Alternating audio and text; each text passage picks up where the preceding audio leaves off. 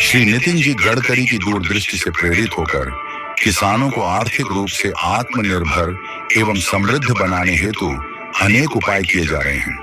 अब उन्हीं की संकल्पना से हेमगिरी वर्धा संस्था के माध्यम से परिवर्तन लाने वाली बायोचार तकनीक की शुरुआत की गई है।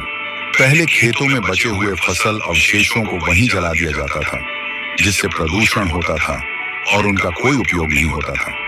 किंतु अब यही अवशेष जैसे कपास की डंठल, गन्ने के अवशेष आदि पायरोलाइजर की सहायता से सीमित ऑक्सीजन एवं मध्यम तापमान में जलाकर बायोचार में परिवर्तित किए जा सकते हैं। अब तक विभिन्न प्रकार की पायरोलाइजर तकनीकें उपलब्ध थीं, परंतु हाल ही में विकसित यह नई मशीन अधिक प्रभावशाली है, जो सीधे खेत में कम समय एवं कम लागत में उपयोग हेतु उपयुक्त है। बायोचार निर्माण की प्रक्रिया खेत से बायोमास जैसे कपास की डंठल, गन्ने के अवशेष आदि एकत्र करें।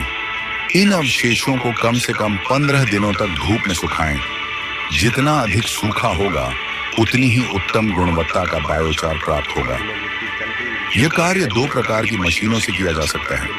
पहला, ड्रम टाइप पायरोलाइजर।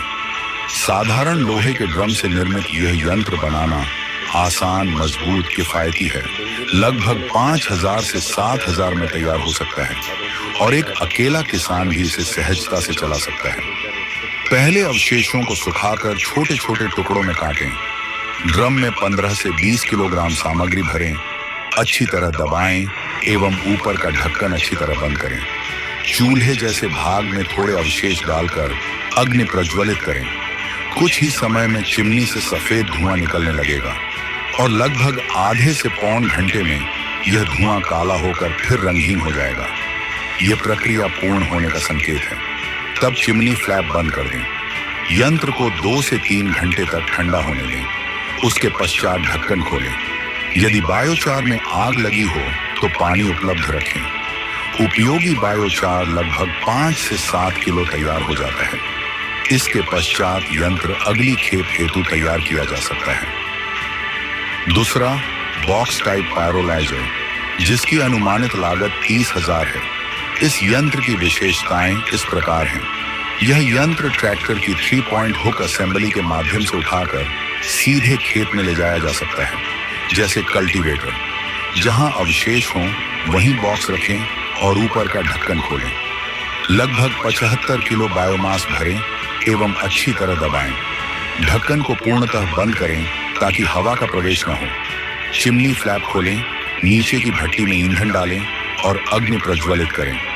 थोड़ी ही देर में चिमनी से सफेद धुआं निकलने लगेगा और आधे से पौन घंटे में वह काला एवं फिर रंगहीन हो जाएगा। यही संकेत है कि प्रक्रिया पूर्ण हो गई है। अतः अब चिमनी फ्लैप बंद कर दें। यंत्र को 2 से 3 घंटे तक ठंडा होने दें।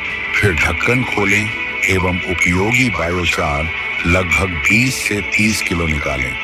यदि आवश्यक हो तो अग्निशमन हेतु पानी का प्रयोग करें और यदि पानी का प्रयोग किया गया हो तो बायोचार को पुनः अच्छी तरह सुखा लें। बायोचार का उपयोग कैसे करें? बायोचार का कैसा यूज करना हमारे खेती में, तो उसको ऊपर थोड़ा जानकारी मैं दे दूंगा। पहले है बायोचार कोई भी मेथड में बनाने के बाद में उसी का हम क्या करना था, उसका पहले पाउडर बनाना। उसका particle size less than 10 mm का साइज का नीचे हमको लेके आना है। वो अभी गीला रहता तो प्रोड्यूस करने के बाद में उस टाइम पे उसका हमको थोड़ा सा पाउडर बनाना है और उसको क्रश करके पाउडर बनाने के बाद में उसका पानी में 3 दिन का हमको उसमें डुबा कर रखना पड़ेगी। और डुबा कर रखने के बाद में 3 दिन के बाद में उसको वापस उधर से लेके बाद में उसमें खेत में कैसे वापरना है उसको ऊपर में अभी डिटेलली बताऊंगा। पहले क्या करना था आपका, ये पानी से निकलने के बाद में बायोचार का और कंपोस्ट, वर्मी कंपोस्ट नहीं तो सेंड का, इसी में आपका 1:1 रेशियो में आपका मिक्स करके उसी का इंक्यूबेशन में रखना पड़ेगा। कम से कम 15 दिन से 2 महीने तक, मतलब 15 to 60 डेज का आपका एक जगह में इंक्यूबेशन में रखना। कम से कम मिनिमम 15 दिन रखना अच्छा होता है। मैक्सिमम 60 दिन तक हम रख सकते हैं। इसका रखने के बाद में उसी का हमने कोई भी खेती है करोड़ों ज़मीन में और चुनकटी ज़मीन काली वाला मिट्टी नहीं तो लाल वाला मिट्टी कोई भी ज़मीन में कपास का खेती हमने 3/1 नहीं तो 3/2 में खेती करते हैं। उसमें एक रो टू रो उसमें स्पेसिंग है 3 फुट रहते हैं। उसी में हमने हमारे पास कोई भी और ट्रैक्टर नहीं तो आपका पास कोई भी बेल जोड़ी हो उसी हिसाब से आपका एक 10 से 15 सेंटीमीटर का आपका एक गड्ढा बनाना पड़ेगी। गड्ढा बनाने के बाद में आपका बायोचार और वर्मी कंपोस्ट का मिक्स है उसी का आपका कपासी पेरने के पहले 1 महीने से 1.5 महीने के पहले आपका खेत में डालना चाहिए। उसका डालने के टाइम पे आपका वो 10 से 15 सेंटीमीटर गड्ढा में बराबर अच्छा से डाल के उसी का लेना है। और 1 एकड़ कपास का खेती में बायोचार वर्मी कंपोस्ट का रिकमेंडेड है। बायोचार 200 किलो और वर्मी कंपोस्ट 200 दोनों को मिक्स करके आपका खेती में डालना जरूरी है। और आपका पास वर्मी कंपोस्ट नहीं है उस टाइम पे आपका सेन खाद का भी यूज़ कर सकते हैं नहीं तो कंपोस्ट का भी यूज़ कर सकते हैं। ऐसे करके आपने किया तो आपका कंटिन्यूसली आपका 3 से 5 साल आपने एक ही जगह में आपने किया तो आपका सेंद्रीय कार्बन आपका मिट्टी का सेंद्रीय कार्बन एग्जाम्पल आपका पहले 0.4% मतलब उसका 3 साल से 5 साल का अंदर आपका डबल बन जाएगी मतलब 0.8% ऐसे उसका इंक्रीज हो सकता है। इसलिए इसका आपका हर साल आपका 200 किलो काली मिट्टी में बायोचार आपका अप्लाई करना जरूरी है। उसका साथ 200 किलो वर्मी कंपोस्ट मिक्स करके अप्लाई करें। धन्यवाद। यह बायोचार 70 से 75% कार्बन से युक्त होता है। कचरे को दीजिए एक नया मूल्य। बायोचार के रूप में यह सरल है, प्रभावशाली है और सबसे महत्वपूर्ण यह सतत मतलब सस्टेनेबल है। खेती में प्रयोग के अतिरिक्त इस बायोचार का पाउडर बनाकर चारकोल ब्रिकेट्स तैयार किए जा सकते हैं जिन्हें धुआं रहित चूल्हों, धूप बत्तियों या अगरबत्तियों में उपयोग किया जा सकता है।